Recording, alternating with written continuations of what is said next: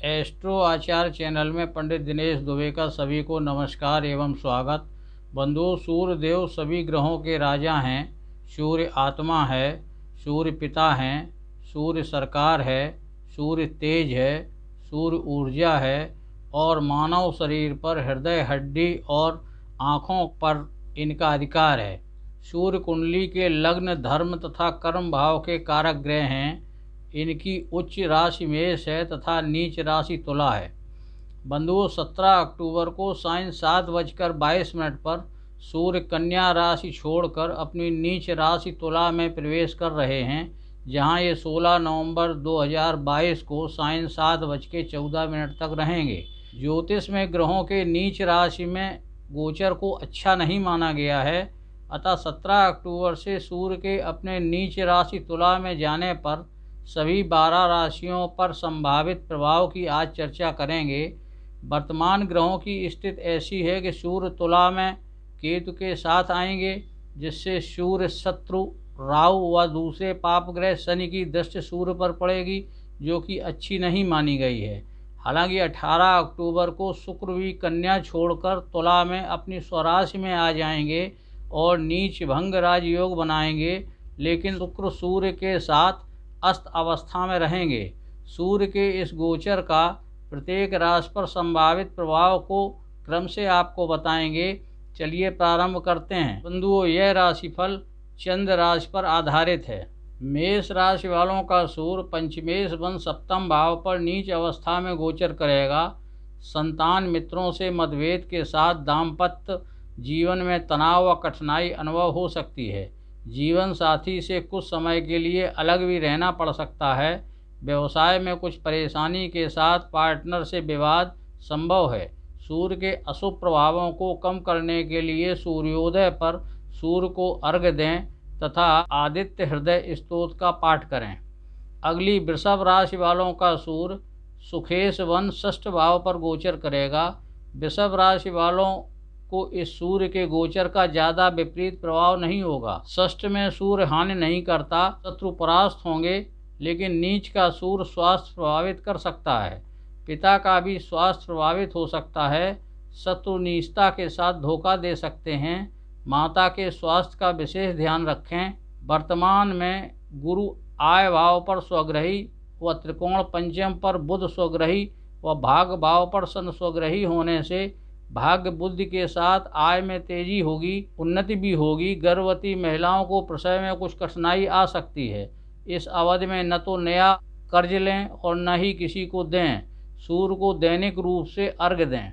अगली मिथुन राशि वालों का सूर्य तृतीयेश वन शिक्षा संतान के भाव पर गोचर करेगा। इसे अच्छा नहीं कहा जा सकता। कारण यह भी है कि एकादश व अष्टम से अष्टमेश शनि की दृष्टि ठीक नहीं होती। चूँकि सूर्य पृथकतावादी ग्रह है, इसलिए संतानों और शिक्षा के लिए अच्छा नहीं है। गर्भवती महिलाएं चिकित्सक से सलाह लेती रहें, क्योंकि ऐसा सूर्य गर्भपात भी कराता है। मित्रता व प्रेम संबंधों में तनाव आ सकता है। मान सम्मान में कमी, पद प्रतिष्ठा पर आंच आ सकती है। स्वास्थ्य का ध्यान रखें। सूर्योदय के समय सूर्य को अर्घ्य दें तथा आदित्य हृदय स्तोत्र का पाठ करें। लाल वस्तु का दान रविवार को करें। अगली कर्क राशि वालों का सूर्य द्वितीयेश वन सुख भाव पर गोचर करेगा। इसे भी अच्छा नहीं माना जा सकता। कारण यह भी है कि द्वितीय व सप्तम को मारक भी माना जाता है। नीच सूर्य द्वितीयेश है और स्वग्रही सप्तमेश शनि की दृष्टि है। माता पिता का स्वास्थ्य प्रभावित हो सकता है। कुटुंब, माता से विवाद, पैतृक संपत्ति या निजी संपत्ति में विवाद हो सकता है।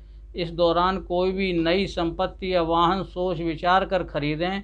हानि हो सकती है या धोखा मिल सकता है। वाणी पर नियंत्रण जरूरी है, अन्यथा वाणी के कारण विवाद होगा। नौकरी, पद, व्यवसाय में कुछ परेशानी आ सकती है। पार्टनर व जीवन साथी से भी कुछ मतभेद या विवाद संभव है। सूर्योदय पर सूर्य को अर्घ्य दें तथा आदित्य हृदय स्तोत्र का पाठ करें। अगली सिंह राशि वालों का सूर्य लग्नेश वन पराक्रम पर गोचर करेगा। तृतीय स्थान का सूर्य सामान्यतः हानि नहीं करता, वह भी जब लग्नेश हो। चूँकि नीच का है तो हानि तो करेगा, लेकिन बहुत कम। पराक्रम बढ़ा रहेगा। गुरु अष्टम पर है, इसलिए स्वास्थ्य प्रभावित हो सकता है, शत्रु परास्त होंगे, आय बढ़ सकती है। संपत्ति क्रय विक्रय या किराए से आय वृद्धि की संभावना है। नई परियोजना प्रारंभ कर सकते हैं एवं नया इन्वेस्टमेंट भी कर सकते हैं। कुल मिलाकर यह गोचर बेहतर रहने वाला है। स्वास्थ्य को छोड़कर सूर्य आराधना करें और सूर्य को अर्घ्य दें। अगली कन्या राशि वालों का सूर्य द्वादश भाव का स्वामी वन द्वितीय भाव पर गोचर करेगा। यह गोचर बहुत अच्छा नहीं रहेगा, क्योंकि शत्रु राहु अष्टम से देख रहा है और सूर्य भी द्वादश का स्वामी वन द्वितीय मारक स्थान पर है। पैतृक संपत्ति में विवाद, कुटुंब में अलगाव तथा व्यय अधिक होगा। संचित धन को व्यय करना पड़ सकता है। इन्वेस्टमेंट में हानि हो सकती है। आपकी कड़वी वाणी से हानि हो सकती है। नेत्रों में पीड़ा हो सकती है।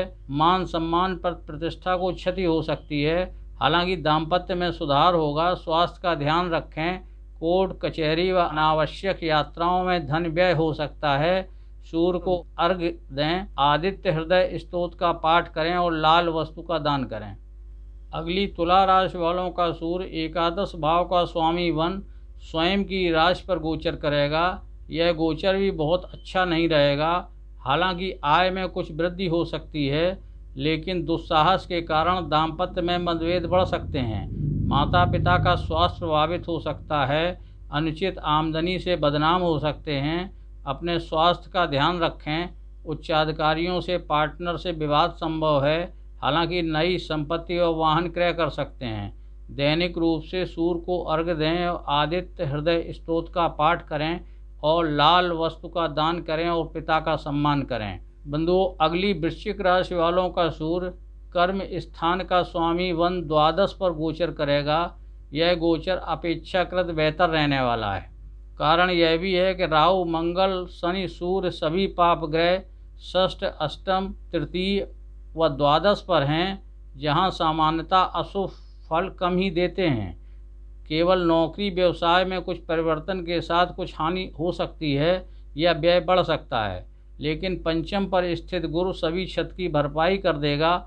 यात्राएं लाभप्रद रहेंगी। शत्रु परास्त होंगे। विदेश यात्रा हो सकती है। गुर्दा मूत्र या पेट रोग बढ़ सकते हैं। दैनिक रूप से सूर्य को अर्घ्य दें। अगली धनु राशि वालों का सूर्य भाग्य भाव का स्वामी वन आय पर गोचर करेगा। इससे मिला जुला प्रभाव होगा। सूर्य भाग्येश है, इस कारण आमदनी में वृद्धि संभव है। नौकरी व्यवसाय में भी कुछ उन्नति संभव है। पिता से संबंध अच्छा रखें, उनका सम्मान करें, उनसे भी आय वृद्धि में मदद मिलेगी। जीवन साथी की आय में वृद्धि संभव है। भवन संपत्ति क्रय कर सकते हैं। माता का सहयोग मिलेगा। केवल प्रेम संबंधों में तनाव, संतान पक्ष और शिक्षा क्षेत्र में तनाव रह सकता है। वाहन सावधानी से चलाएं। दैनिक रूप से सूर्य को अर्घ्य दें और शनि मंदिर में शनि का दीपक चढ़ाएं। अगली मकर राशि वालों का सूर्य अष्टमेश वन कर्म भाव पर गोचर करेगा। केंद्र में दो पाप ग्रह राहु व शनि बैठकर सूर्य को देखेंगे। सूर्य स्वयं अष्टमेश है, इस कारण यह गोचर कठिनाई वाला हो सकता है। मुख्य रूप से नौकरी व्यवसाय में समस्याएं आ सकती हैं। पिता या उच्चाधिकारियों से विवाद या मतभेद हो सकते हैं। नौकरी व्यवसाय में षड्यंत्र के शिकार हो सकते हैं। सावधान रहें। वाणी पर नियंत्रण रखें। जीवन साथी से भी मतभेद व विवाद की संभावना है। भाइयों से कुछ सहयोग मिल सकता है। सन की 7.5 के कारण भी समस्याग्रस्त रह सकते हैं। आदित्य हृदय स्तोत्र का पाठ करें। सूर्य को सूर्योदय पर अर्घ्य दें और शनिवार को तेल का छाया दान करें। अगली कुंभ राशि वालों का सूर्य सप्तमेश वन भाग्य भाव पर गोचर करेगा।